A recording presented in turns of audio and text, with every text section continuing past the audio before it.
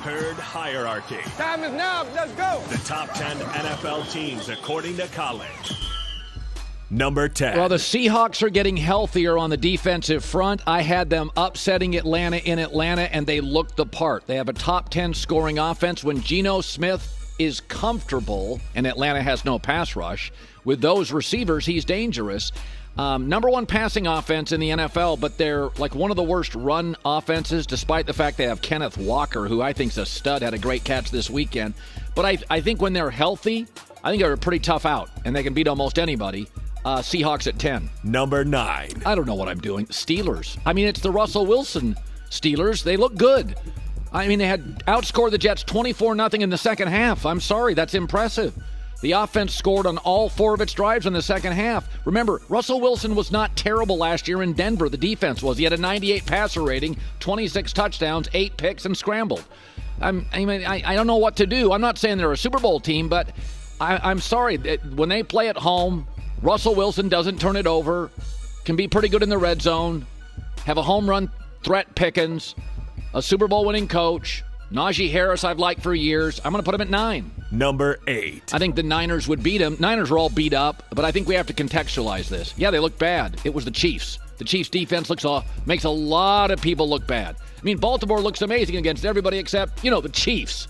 So they're all beat up, but I will say they're bad in the red zone, and it makes me believe Brock Purdy is finally, take a deep breath, finally, last 12 starts, he's 6-6.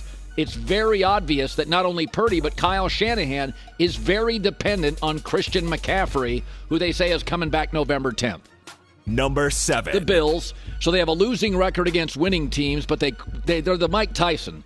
They can't beat Lennox Lewis or Holyfield in this prime, but they can beat the bad fighters. And that's Buffalo. I don't trust them against Kansas City or Baltimore. I wouldn't trust them against Detroit. But they play downhill. And I do think Amari Cooper, who had a touchdown in his first game of the Bills, I think he's a nice, solid, good route running, mature, high IQ, veteran target. I think he makes them a better football team. And if they stay healthy, it's James Cook. It's Kincaid, it's Dawson Knox, it's Josh Allen, it's an all-pro left tackle. It is a formidable offense. I just don't trust them against the better teams. Number 6. The Commanders. Jaden Daniels is hurt, but folks, they've scored on 64% of their drives. Well, what do you want me to do? You keep telling me it's just a mirage. I watched them play Baltimore.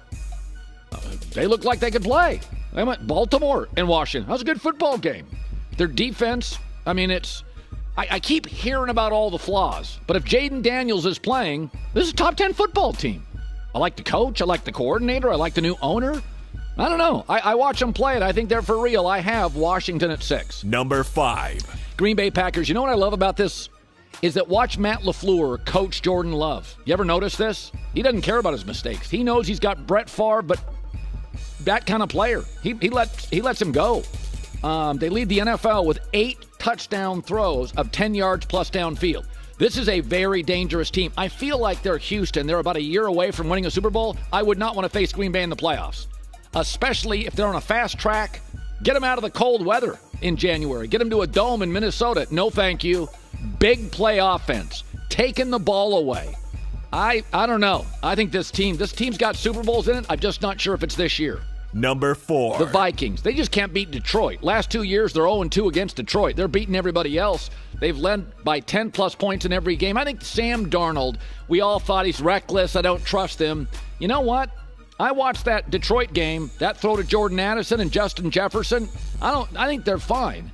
The upcoming schedule, by the way, looks pretty easy.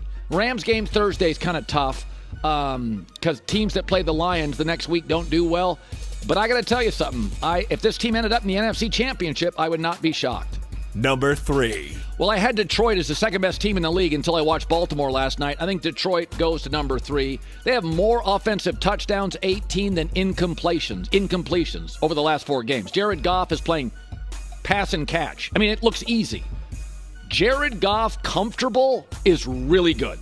He's not going to move around, but Jared Goff in a pocket with a run game and a great left and right tackle is really a tough out. Aiden Hutchinson's loss, will obviously be a huge factor. I still think they can make a move before the trade deadline. This is a really good offense, a deep threat, running game, tight end, accurate quarterback, dominating offensive line, clever play caller. This defense worries me. Offense is outstanding.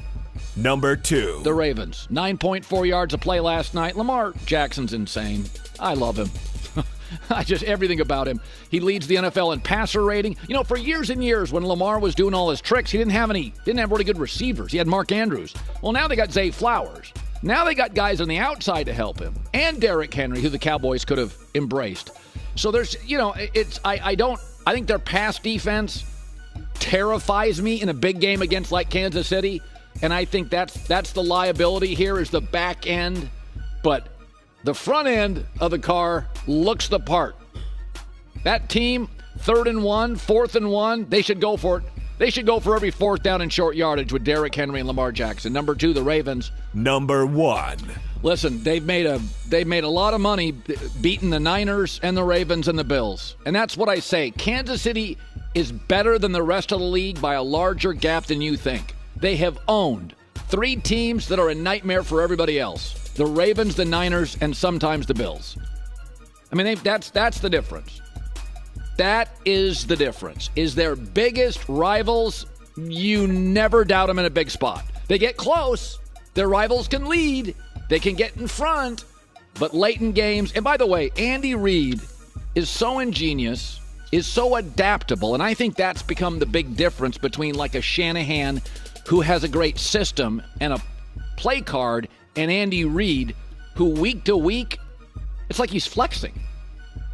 It's like, okay, who's available this week? Oh, that tight end's not available? This deep threat's available? Okay, we'll do a new game plan. He doesn't have a system. His system is winning and outsmarting you. And with that, Nick Wright joins us live. First things first.